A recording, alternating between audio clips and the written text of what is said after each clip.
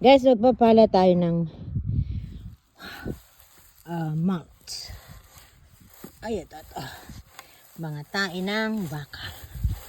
Ganun din lang naman na pinirwisyo ako ng mga baka kahapon. Ayan guys, passing tabi sa mga kumakain guys.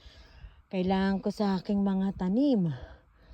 Kailangan ay magkuha tayo ng mga ganito. Tain ng baka. At least may mga baka na nakakatulong sa aking ariko. Ayan guys. Okay. Marami siya. Ano ba yan? Sinipon pa ako. Ayun guys, hanggang dun sa baba. Ayun, makikita nyo guys. Doon ako magkukuha ng may mga native plants diyan sa mga bush na yan. So, dyan tayo kukuha guys ng mga native plants na ating ilalagay sa ating deck para hindi makita yung sa ilalim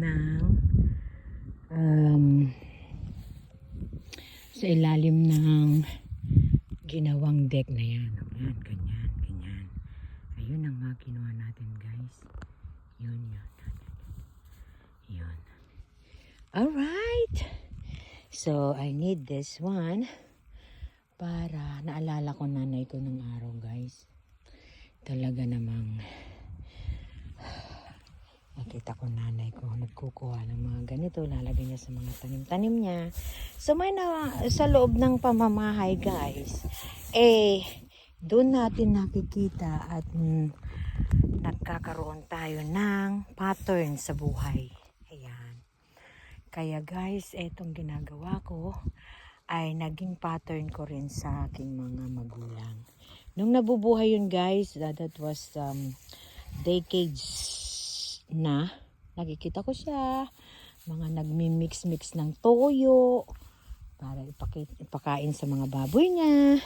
Ayan, etong mga to, sako-sako na ganito, kinukuha niya at ini-mix niya din siya sa mga ganyan, mga soil na topsoil na ganyan.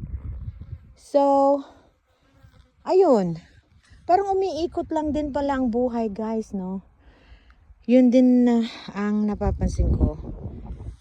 Umiikot ang mundo natin sa mga pangyayari na sa mahal natin sa buhay, ganyan. So, yun,